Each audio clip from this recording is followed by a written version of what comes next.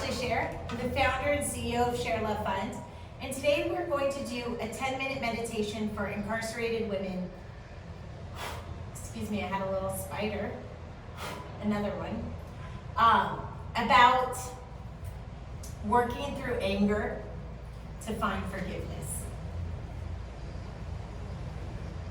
Let's take a few breaths together, inhaling through the nose and out the mouth, or whatever feels right to you.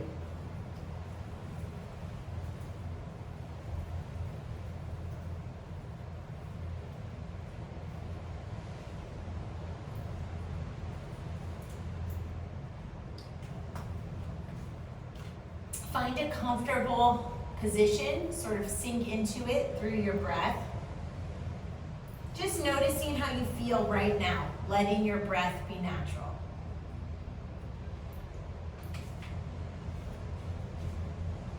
Take a few moments to bring yourself into the present moment by attending your breath. From time to time, there might be a silence, and that's an opportunity to internalize your own experience. I'm just going to adjust the light a little bit on this.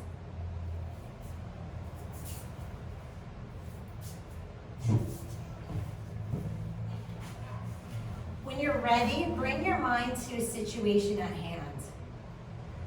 Maybe something that you want to forgive. Now, if any of this is too painful, then please feel free to use your own best judgment. There's a time and a place for everything, and this might not be the right time to address anger for you.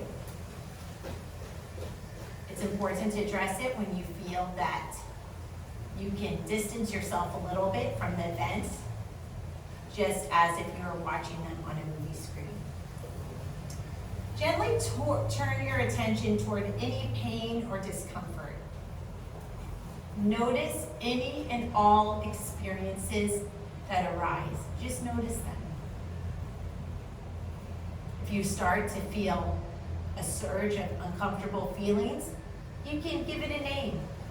A realistic name, such as, I feel an angry pit in my stomach, or you can give it a silly name if that feels empowering to you, like, oh, big fluffy unicorn is back again, but I'm not afraid of you because you're just an emotion. You're not me. I am not my emotions. My emotions happen to me just like rain falls on me, but they don't define me. So you can use different techniques to sort of distance yourself so that you can stay on control of your emotions. You can think of your emotions like a wild horse. You're going to ride that horse. That horse is not going to trample on you.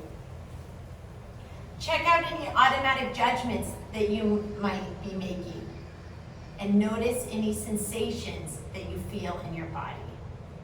Let's take a few breaths with this.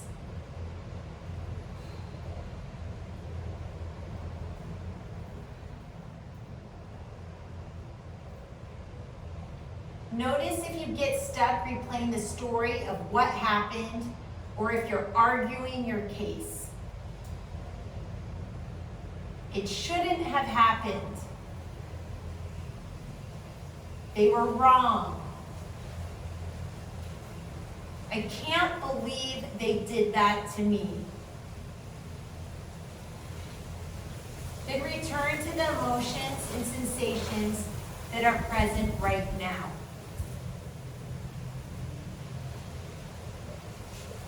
As you acknowledge the discomfort and make a commitment to freely offer your forgiveness to this person or yourself.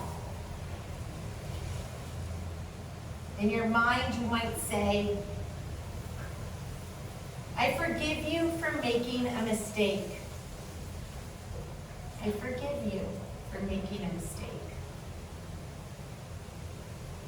I forgive you for making a mistake. I forgive you for causing me pain. I forgive you for causing me pain. I forgive you for causing me pain. I forgive you for not seeing how much it hurt. I forgive you for not seeing how much it hurt. I forgive you for not seeing how much it hurt.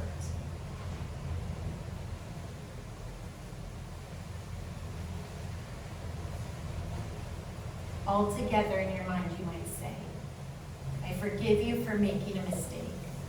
I forgive you for causing me pain. I forgive you for not seeing how much it hurt. If you are the one who wronged someone else, turn toward your need for caring and compassion. In your mind, you can say, I forgive myself for hurting them. I forgive myself for hurting them. I forgive myself for hurting them. So you're not going to get anywhere by beating yourself up. Take a lesson from it, learn from it, and move on. Work on your education. Work on your physical strength. Work on breathing and sleeping. I forgive myself for making a mistake. I forgive myself for making a mistake. I forgive myself for making a mistake. There's a quote that says, to err is human. To make an error is human. To forgive is divine. That's a quote. To err is human. To forgive is divine. So you made a mistake. Guess what? All people make mistakes. So let's learn from it. Let's be in the here and now and learn from it. I forgive myself for hurting them. I forgive myself for making a mistake. The real tragedy is not learning from the mistake. So mistakes happen. Let's learn from it and not repeat our mistakes. A mistake is an opportunity to learn a lesson. Extrapolate. Get as much out of that mistake as you can. Don't make that mistake have happened in vain. Make that mistake have had a purpose that you can learn from. And then maybe you can write a letter and tell your story and tell how you've learned from it. And maybe you can prevent someone else from making a mistake, because I will tell you, there is salvation in helping others. It feels really good to help other people. It makes life a little less scary when you get out of your own predicament by focusing on how to help someone else out of their predicament. Feels really good. So let your mistakes be lessons to yourself and others. Practices like this can bring up all sorts of emotions. If you feel overwhelmed, come back to your breathing as your anchor, or turn to some self-compassion. If self-compassion feels weird or false, remind yourself how it might help and see if you can do it anyway. So if saying I forgive myself for making a mistake feels like a lie, then say, you know what? We're just gonna try it. I'm just gonna try telling myself I forgive myself, and let's just see what happens. Let's just take it one step at a time. We don't need to be married to this idea of forgiving ourselves, but we're just gonna test it out. Because the thing is when you're productive, when you feel happy, you can be productive and you can take positive steps to continue your life, because you're alive. You're here anyway, so you might as well make the best of it. And beating yourself up just kind of makes you a burden on yourself and everyone else. It's a bit self-destructive. So we're here anyway, so let's get optimized, get educated, and make the best of it. When you're done, notice how you feel. Continue to make the commitment to show compassion for yourself and others, and to find freedom amid the hurt. Forgiveness doesn't mean that you let people take advantage of you or that you put up with anything. And forgiving yourself isn't letting yourself get away with anything.